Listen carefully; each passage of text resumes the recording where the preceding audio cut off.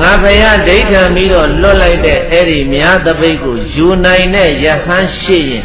နောက်ကနေလိုက်ယူကြစေလို့မိန့်တော်မူလိုက်တာတန်ခါအပါ80တပါးမှတုတ်တုတ်မလုပ်တော့ဘုရားနာမှာသတင်းသုံးနေတဲ့သင်္ဃာတော်80တပါးမှသပိတ်နောက်ကိုမလိုက်ကြဘူးဒီတော့မှမြတ်စွာဘုရားရှင်ကိုရောမြတ်ကအဇိတယဟန်ကိုခေါ်ပြီးတော့ခြေသားအဇိတငါဘုရားဒိဋ္ဌံပြီးတော့လွတ်လိုက်တဲ့မြတ်တပိတ်ကြီးကစัจ java လာအနန္တကိုရောက်သွားပြီအဲ့ဒါချက်သားသွားပြီးတော့ယူခဲ့ပါလို့ဘုရားရှင်ကိုရောမြတ်ကမိန့်တော်မူတော့အဲ့ဒီအဇိတယဟန်ဟာမြတ်စွာဘုရားကိုရိုးသေးသွားရှ िख ိုးပြီးတော့ကောင်းကင်ကိုပြန်တက်သွားတာဘုရားရဲ့9မိနစ်မကြာဘူးချက်ချင်းအဲ့ဒီတပိတ်ပြန်ရောက်လာလက်ထက်မှာပါလာတယ်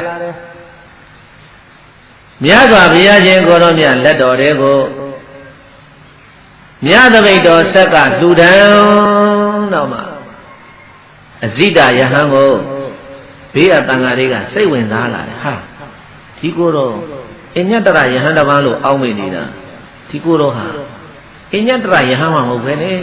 ဇာယာထားတဲ့ယဟန်ပဲအဲ့တော့အဇိတယဟန်ကဘသူရဲ့သားတော်ဆိုရင်ဘုန်းကြီးတို့ပိဋကရဲ့အဇာတတမင်းနဲ့ကင်စနဒေဝီတို့ရဲ့သားတော်တဲ့အဇာတတရဲ့သားတဲ့ဘသူရဲ့သားလဲဗေမိတာရမင်းကြီးရဲ့မြေးတော်ပဲစိတယဟန်ကအဲ့ဒါအဇာတတဟာဖခင်ဗေမိတာရမင်းကြီးကိုတတ်ပြီးတဲ့နောက်မှာအဇာတတတန်ဝေကတွေရပြီးတော့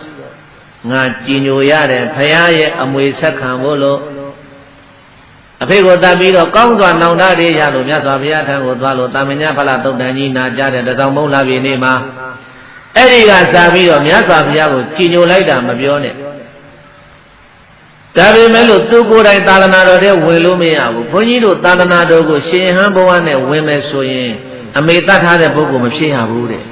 အမေတတ်ထားတဲ့ပုဂ္ဂိုလ်ဆိုရင်သာသနာတော်ဝင်မပေးဘူးမတုကာရကပိတုကာရကအဖေတတ်ထားတဲ့ပုဂ္ဂိုလ်လည်းမဖြစ်ရဘူးတဲ့မတုကာရကပိတုကာရကအရဟန္တာကာရကယဟန္တာကိုတတ်ထားတဲ့ပုဂ္ဂိုလ်ဆိုရင်လည်းကိုရင်ကောဥစဉ်ကောလုံးဝဝဲလို့မရတော့ဥက္ကမပေးဘူးမြတ်စွာဘုရားကနောက်တဲ့ကလောဟိတုပ္ပါဒကမြတ်စွာဘုရားကိုတွေးထွက်အောင်မြတ်စွာဘုရားခန္ဓာကိုယ်ကတွေးထွက်အောင်ဘုရားကိုလှုပ်ကြံမှုရင်လည်းပဲအဲ့ဒီပုဂ္ဂိုလ်ကိုရှင်ဟန်ပြုတ်ခင်မပေးဘူးမြတ်စွာဘုရားက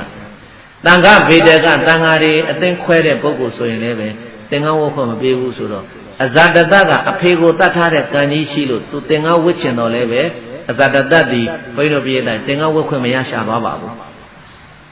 ဒါကြောင့်မို့လို့ငါကြည်ညိုရတဲ့ဖခင်ငါသာသနာတော်ကြည်ညိုရတဲ့သာသနာမှာအမွေဆက်ခံ